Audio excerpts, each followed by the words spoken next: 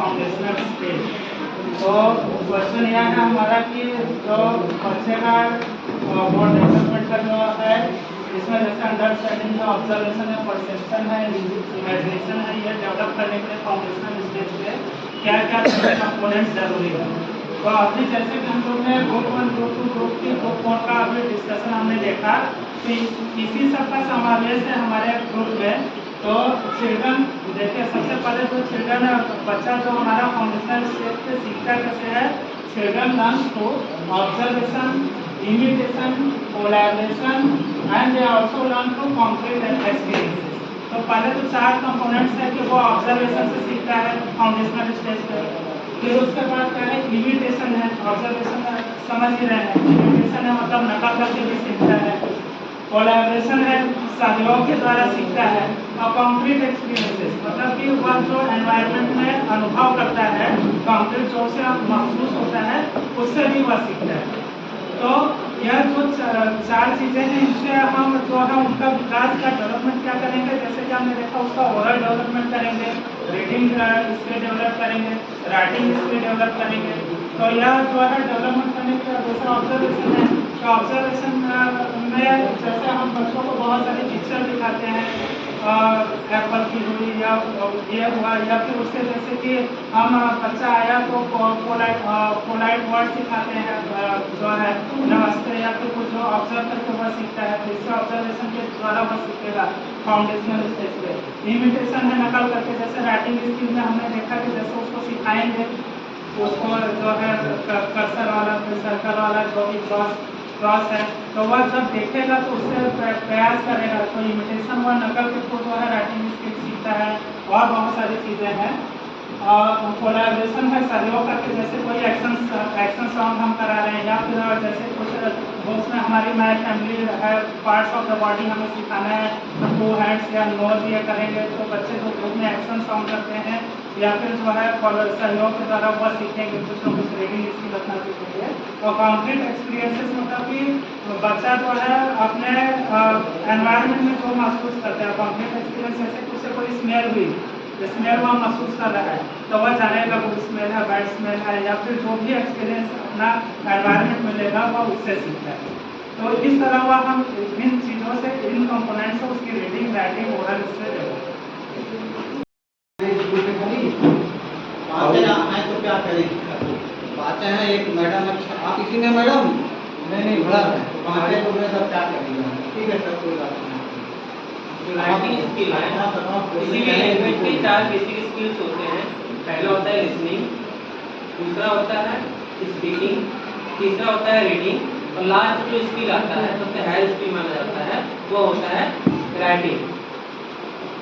Hearing यानी listening और speaking, ये दोनों क्या है, एक साथ चलते हैं, दोनों इसमें जुड़े हुए हैं। इसी तरह रीडिंग और राइटिंग भी एक साथ चलते हैं। ऊपर के जो 3 स्किल्स में, बाकी 3 ग्रुपों में बहुत बढ़िया से डिस्कस किया है। हम ये मान के चल रहे हैं कि बच्चा ऊपर के 3 स्किल में अभ्यस्त हो चुका है।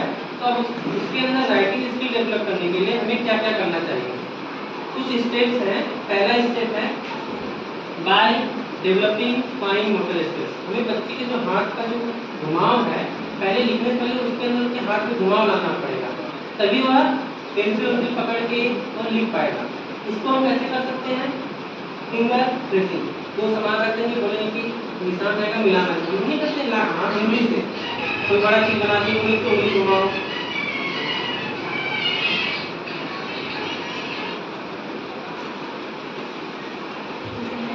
और दूसरा है राइटिंग स्ट्रोक। जब उसको फिंगर प्रेसिंग करा देंगे तो इसे स्ट्रोक सिखाएंगे। स्ट्रोक्स में बहुत सारे स्ट्रोक्स आते हैं, जैसे कर्व लाइन। हर बच्चा, अगर किसी को पेन मिल जाता है, घर में बच्चे देखते हैं तो दीवार में बहुत सारा खड़ा टेढ़ा एकदम गोल मटोल देखा मिलता है, वो कर्व लाइन होता है। इसमें एक एंगल नहीं होता है, वो बस पेन चलाता रहता है जब तक पन्ना न भरे या वह न सके। दूसरा है स्ट्रेट लाइन। स्ट्रेट लाइन में हॉरिजॉन्टल होता है, एक वर्टिकल होता है। हमें उसे दाएं से बाएं यानी left to right, right to left सिखाना है, up down, down up, straight line सिखाना है।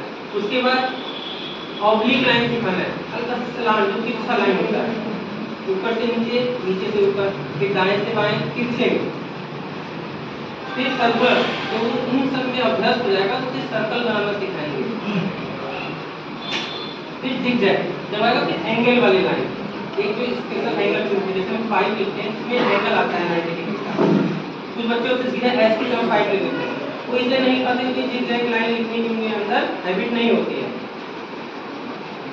फिर दूसरा जो है by introducing pre writing skills.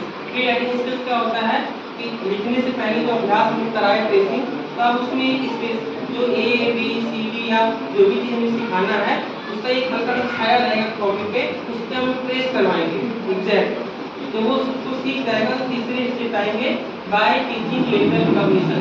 ये जो हमने अभी इसके पहले वाला स्किल था कि बच्चे को एक चित्र दिखा देंगे, बोलेंगे बेटा ये क्या है, बोलता है एप्पल है, एप्पल में फिर ए जो छपा रहता है दिखाते हैं देखो ए, उसको हम बोलते हैं ए से एप्पल बन गया, तो वो हम पहचान लेंगे तब वो उसे लिखना सीखेगा। उसकी प्रैक्टिस के लिए क्या करेंगे, पांचवा स्टेप है by connecting letters to their sound. अब जो हम लिखवा रहे हैं उसकी कौन सी आवाज निकलनी है, ए से अ, बी से बा, ये साउंड उसको लिखते वक्त ही बताएंगे ताकि वो लिखे उसको बोले, तभी उसके दिमाग में फिक्स होगा वो चीज। और लास्ट में क्या है कि इंग्लिश राइटिंग वर्ड्स, जब वो लिखेगा तो सिंपल वर्ड्स, जैसे बी ए टी, पहले डबल वाले ए और बी वाले ऐड हो गया, फिर 3 अक्षर वाले 3 लेटर वाले कैट बैट, तो सिंपल लिखे और बोले, ये है उसकी राइटिंग सीरीज।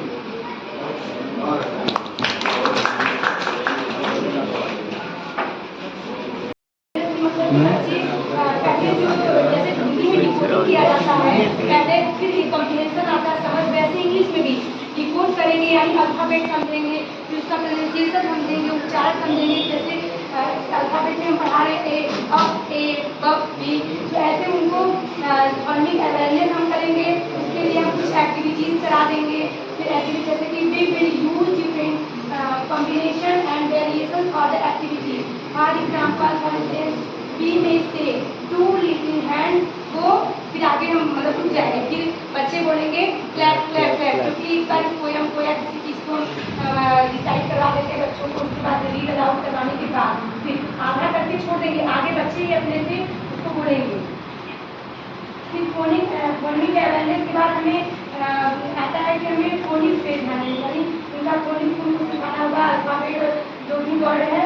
फिर उसके बाद तीसरा हमारा आता है कि बच्चों में रीडिंग स्किल डेवलप करने का जब वो अक्षर मात्रा वर्ड सब मतलब पहचान लेते हैं, डिकोडिंग हो जाती है, उसके बाद फिर हम क्या करें रिकॉर्डेड साउंड, जो कुछ भी हमारे पास डेली रूटीन के ऑब्जेक्ट है या क्लासरूम ऑब्जेक्ट जैसे पेन, तो पहले 2-3 बार पेन इसको मतलब दिखा के शो करके कि ये पेन है, बच्चों से बोलेंगे, बच्चे भी 2-3 बार उसको रिपीट करेंगे, तो इससे उनको वोकैबुलरी उनकी बढ़ेगी, क्योंकि पढ़ने के लिए शब्द भंडार हमारे पास होने चाहिए। तो pen, this is the pen, this is the book, this is the chair, सारे वर्ड्स को 3-4 बार हम आगे बोलेंगे, फिर बच्चे भी उसको रिपीट करेंगे, ज़्यादा उनके पास शब्द भंडार विकसित होंगे।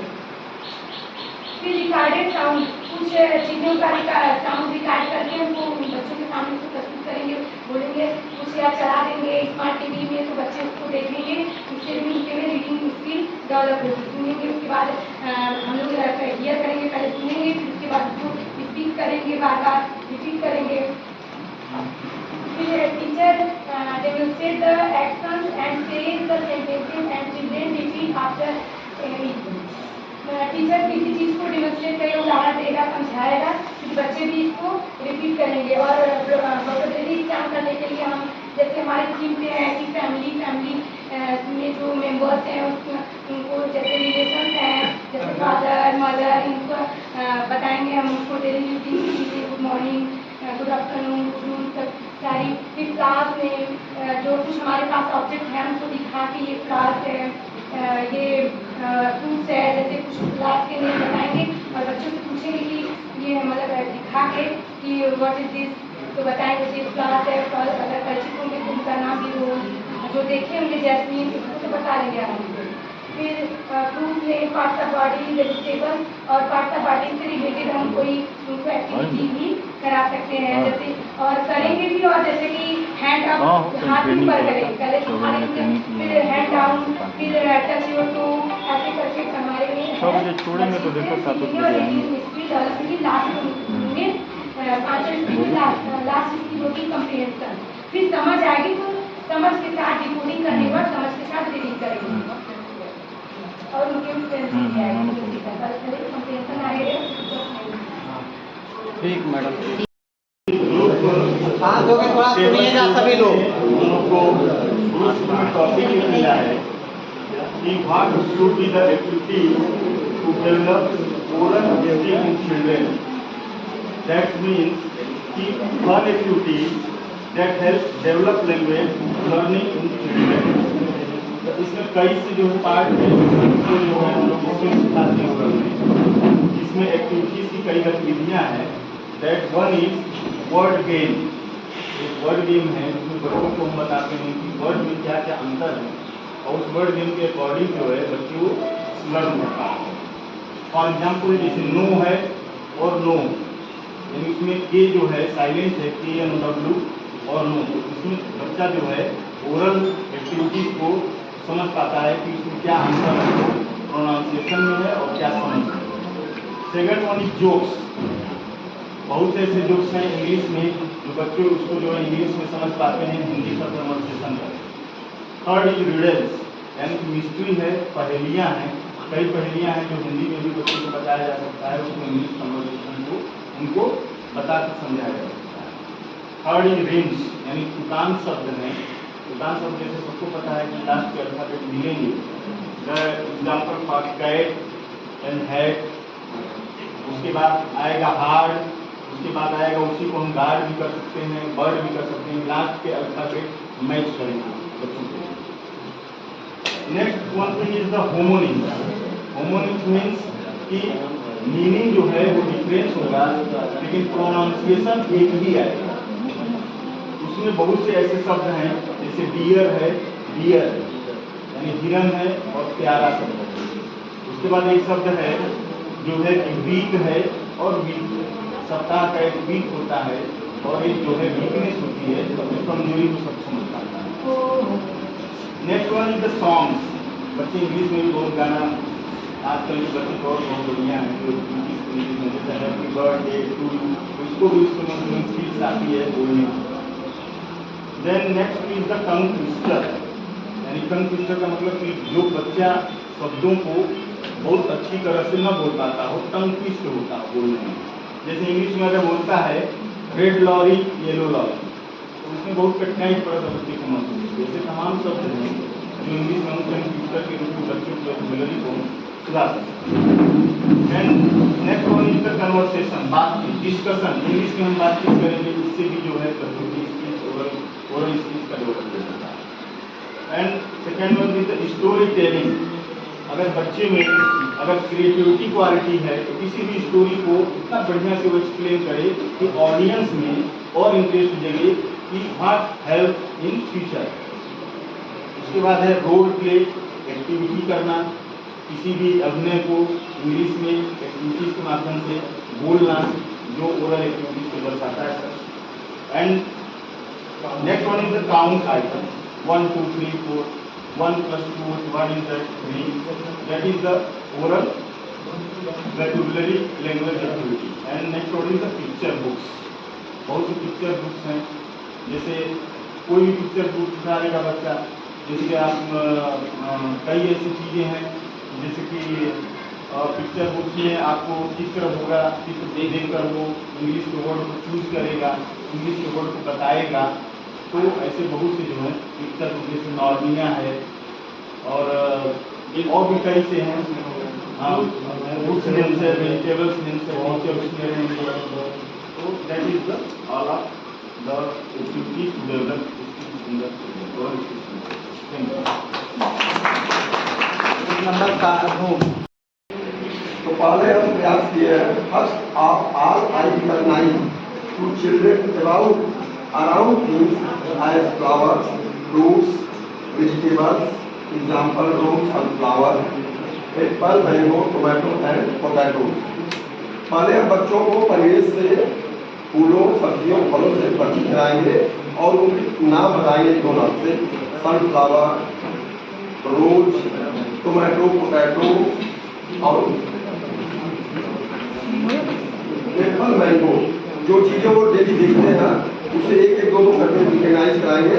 धीरे धीरे बच्चे उस चीज़ को अंग्रेजी बोलना सीख जाएंगे और याद भी कर लेंगे।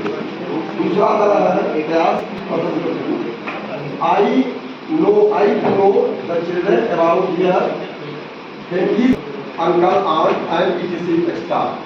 बच्चे परिवार में रहते हैं, पहले उनको परिवार के सदस्यों से परिचित कराएंगे कि इनको क्या करते हैं। बच्चे पापा को हम इंग्लिश फादर बोलते हैं, माँ को मदर बोलते हैं, ठीक है, या फिर मम्मा भी बोलते हैं, इस तरह से परिचित कराएंगे। Third, I have to add the children about the things they use in their daily life. Example, brush, soap, towel, cup, plate, glass, spoon, etc. बच्चे घर पे रहते हैं, सुबह उठते हैं, ब्रश मंजन करते ही होंगे, नहाते ही होंगे, चाय पानी पीते हुए, ब्रेड खाते हुए, उन सब चीज़ों को अंग्रेजी में सिखाएंगे एक एक करके, कि जैसे कि ब्रश, मंजन, टॉवेल, गिलास, चम्मच, स्पून। धीरे धीरे बच्चे उस घर की सामानों को सीखेंगे तो भी उनकी काफ़ी तकलीफ मतलब पदार्थ तैयार हो जाएंगे। और चौथा हमारा प्रयास है, I sir to recognise the children around them, animals, birds, etc. Examples, dog, cat, crow, parrot, etc. बच्चे जहाँ रहते हैं उनके आसपास में जानवर भी रहते हैं, घर में जैसे कुत्ते बिल्ली पाले जाते हैं, खरगोश वगैरह। और बाहर जो है जैसे फार्म हाउस होते हैं, कुछ पेट एनिमल होते हैं जिनको हम घर के अंदर रखते हैं, और कुछ ऐसे जानवर होते हैं जिनको बाहर रखते हैं। तो उन से हॉर्स हो गया, एलिफेंट हो गया, बफेलो, काऊ, ये सब उन बच्चों को पहचानाएगा और ये भी बता देंगे जो घर के आसपास होते हैं उनको पेड़ बोलते हैं, जो बाहर हार नहीं बोलते। ठीक है सर, इतना हम लोगों को प्रयास कर। ठीक है, रोल नंबर 6 रोल नंबर 6 इन्होंने चर्चा किया 3 घंटे के बाद। इसके अलावा आपको जोड़ना है यहाँ से सुनिएगा। तो जैसे कि बच्चा अपनी फैमिली से बाहर जाएगा और हमें एक मॉर्निंग, हेलो, हाय, बच्चा स्कूल से जा रहा है, बाय, ये सब डेली रूटीन की सब वर्ड हमको पहले उनको सिखाएंगे। दूसरा क्या है कि बॉडी पार्ट, उनको हम बॉडी पार्ट सिखाएंगे। बेटा इसको क्या कहते हैं, नोज, आई, हेयर, हेड, ये सब चीज़ें उनको हम ओरल सिखाएंगे। ये तो फिर बाद में ये सब चीज़ें जो हम थोड़ा सा ऊपर में करेंगे। उसके बाद हम क्या करेंगे, रिलेशन में अपने घर में हम उनको बोलेंगे बेटा अपने दादाजी को ग्रैंडफादर बोलते हैं।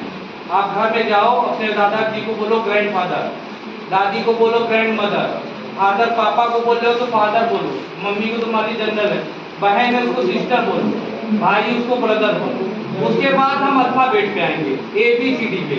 तो एक बार पहले उसको हम एप्पल का फिगर दिखाएं कि बेटा ये एप्पल है, इसको हम A फॉर एप्पल बोलते हैं। बॉल हो गया, बॉल को टच कराएं, दिखाएं कि बेटा इसको हम लोग जनरल भाषा में गेंद जानते हैं, लेकिन इसको में B फॉर बॉल बोलते हैं। कैट हो गई, बिल्ली हम लोग देखते हैं जनरल में, बेटा इसको बिल्ली तो हिंदी बोलते हैं, लेकिन इंग्लिश में इसको CAT cat, C for cat, इसको कैट बोलते हैं। ऐसे ही डॉग हो गया, फिश हो गया, आई हो गया, इसे जनरल भाषा में हम उनको ये चीज ओरल में सिखाएंगे। फिर बाद में हम बुक पे, टेक्स्ट बुक पे आएंगे तो उसको फिगर दिखाएं, और भी जो उसमें टेक्स्ट बुक के अनुसार जो भी है डेली रूटीन का, हाय, हेलो, या sir, I am, how are you, I am fine, ये सब जनरल रूटीन की वर्ड। ठीक है सर, धन्यवाद सर। सर का जो सर सब आने वाले हैं सर है ये तो बताया में वर्ड में नहीं सर, मैं कंप्लेंट नहीं कर रहा हूं। मैं